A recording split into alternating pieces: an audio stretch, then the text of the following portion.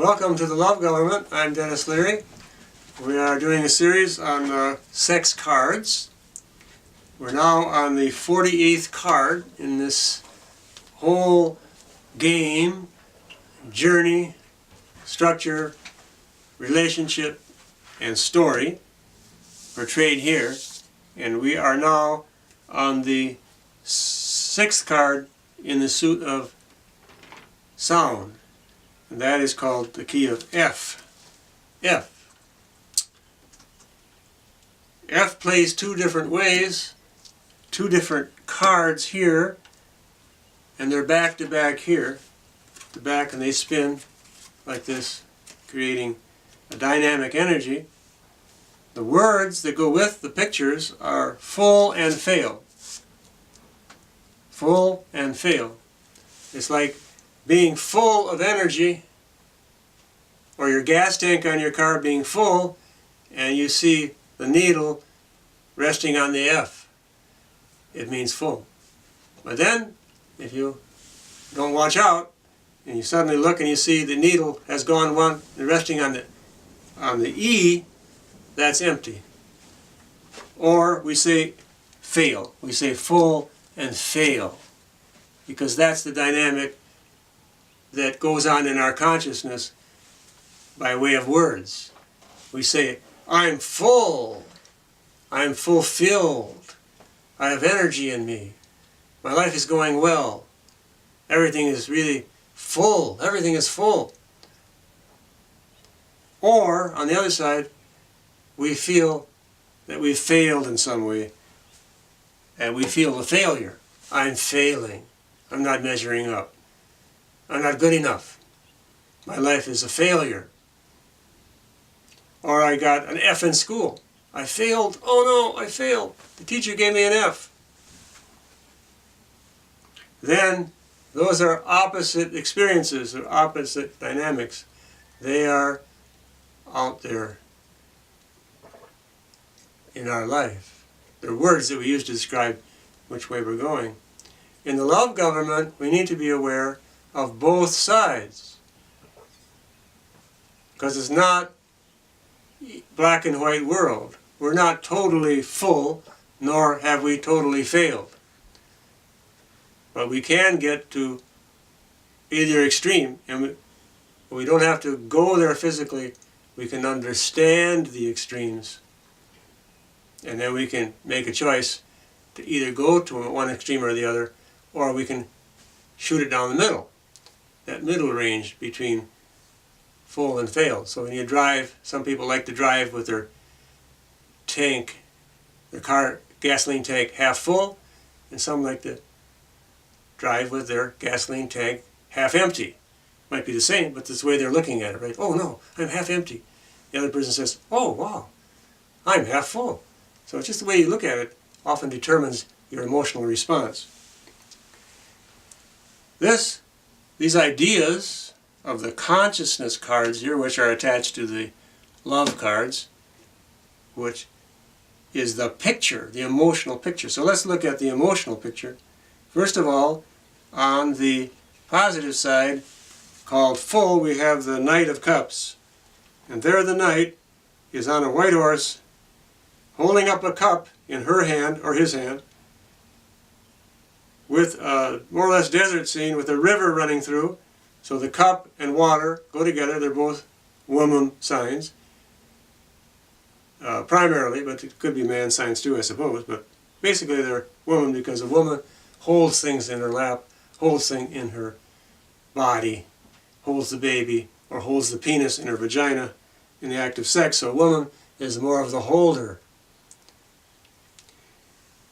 The woman is then on the horse, with her legs straddled over the horse, another sexual action. Wings on the hat and the helmet, and wings at the heels. This is Mercury, or Hermes, in the pagan cultures, which was a messenger from the gods to the earth. Hermes the messenger. And as we see, that was probably a development of an idea, goes back to the love culture, where the lover has the two sides of her body would be the basis for that developmental interpretation. There is a fish on the armor or the robe there of the knight. The fish obviously is a water sign. The fish laying on its side was a Christian symbol called the Pisces, or the fish, a symbol for Jesus, which derived from 5 Greek letters which spelled out what Jesus meant. The last letter I remember, the others I don't. The last letter in Greek was soter, means Savior. So that fish symbol had 5 different aspects of Christ. But that symbol in itself is a rewrite or a reinterpretation of some other symbol that went even before it. And that was called the vesica of the womb. See, it all goes back to womb if you trace it back. That's where it all started. That's where it's all going to end. So that's the way the love government goes directly to it in the present moment. Let's look at the other side now. I'll look at this card. You can look at the other one. And there we have the back side of the card, and that is called fail. You have a picture there of a man or a woman on a bench, a worker, talking to 2 people below him. One is a man, one is a woman. One appears to be a spiritual monk, and the other appears to be a, well, we don't know. Maybe she's a nun, maybe she's a representative of the state. Could be church and state. Anyway, they're in front of a building which appears to be a church with a dark background. If you look at the picture, you'll see the vulva sign. It's called the vesica of the fish sometimes, but it's a vesicle. There's 3 of them at it. There's the big entry door has this vulva sign. That's the oval. When you walk into a church, a lot of these churches have this type of a main doorway. And now we've kind of lost track of what that meant, but that was a sign originally of the woman's body. The woman's vulva was this vesica. If you turn that Pisces fish, which was put on its side, you turn it right side up, you put it on the side, then you got the vesica again. And this symbol is a universal symbol in cultures. It appears in our culture, like in this card, and it appears around pictures of the Madonna when she appears to people. Lady of Guadalupe is surrounded with this vesica, this aura, which is an oval around her.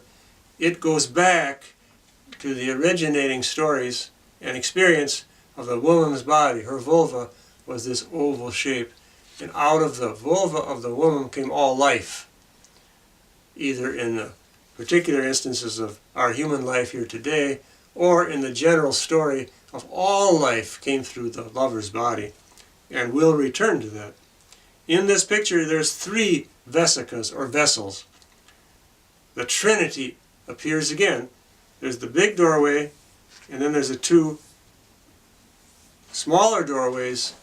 So there's the Trinity of the Trinity. All vessels, all revelations, and we go into the church then. Sometimes you go into churches, you have a holy water fountain. That's the water element again. All of this is indicative of the woman's body. The front part of the card showed the water flowing through the desert, and the Knight of Cups holding up a cup, holding up the lover's body in a symbol. We're doing that here in these ceremonies, these rituals, these episodes, these talking, this cybernetic way of doing things today. We're talking about love, we're celebrating, we're inviting lovers in here. But it's all woman-centered, with the man helping. In this case, I'm a man, I have a man's body this time around. And so I'm attempting to help the culture restore it back to its woman-focaledness with the man. And in doing that, I feel like a man. I feel like I'm fulfilling my role. I'm assisting the love culture. I'm assisting the woman. I'm assisting the child. And I'm assisting other men and myself getting to the love truth of things. And it feels good. I feel good as a man. I feel like I'm being a man when I'm doing these kind of things. I don't feel like a man when I'm going out there killing If I were, I'm not doing that, but if I were, I wouldn't feel like a man. I don't want to be that kind of a macho man. A man who becomes a killer. That's the problem. Men have turned from lovers to killers. It's a long process, which we have described many times, but it needs to be keep repeated so it gets into our consciousness. We see what the problem is, where it came from, and how it can be resolved. It started off with jealousy, men being jealous of women's powers, and feeling insecure, confused. Where's my rule? And then they acquire power by killing animals. That's a bloodlust thing. You get bulked up, eat the meat, eat the blood, drink the blood, whatever. You get bulked up as a man, your blood count rises, you get stronger and stronger. Your upper body strength gets stronger, and you start killing more and more bigger animals. And then it goes to the development of war tools. And then out today, it becomes like drones where you sit behind a computer, but you're not much of a man, but you're killing people with the drone or surveilling them and depriving them of their freedom. So this whole process is nuts. Nuts. It's a big lie. It's crazy. And I don't want to participate in it. I feel like a man doing this, and I don't want to be that type of a man who is a killer. Those are the extremes. Lover and killer. Those are the extremes. We don't go out beyond the extremes. We live somewhere in the middle, but you can see reality like that. We have two eyes, two hands, two legs, and we have two ways of interpreting reality. And in terms of love, if you're a lover, you don't want to be a killer. Killing takes place in lots of ways. You can kill with your thoughts. If your thoughts are very mean, that's a type of killing. You kill with your money. The whole money system, as we know it today, is almost like 99%. It's a killing system. It's killing the earth. It's killing people. It's killing animals. It's killing ourselves. But yet, we're addicted to it. We can't figure it out. We don't want to face the fact that that's the case. You know, the money system is one problem. The marriage system is another problem. It's a killing system. The pethood system is another problem. You know, the animal abuse, certainly, another problem. Our thinking, it all depends. It's all relative. And we get to make a choice. So in the love government, we're presenting a choice. You can be full of love, or you can be a failure at love. And if you're a failure at love, then you get to come back and do it again. You're not going to go, I'm not going to go, to some kind of a heaven where I'm going to be rewarded for killing the earth. It's not going to happen. Although patriarchs do believe they're going to take their money with them, and they're going to be rewarded for being killers. They're going to be rewarded by the big killer. That's illusion. That's delusion. That's the big lie. We in love government are not going that way. We're going this other way, which is the fullness of love. Thank you then for joining us on this journey. You are part of the story that's being told here.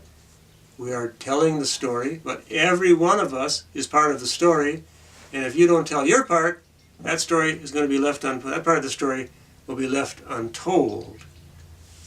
And that will hinder the journey. But anyway, thank you for all of us. That includes all of us, visible and invisible, past, present, and future. And we sign off then with the universal love sign, which is love, love, and always love. Thank you.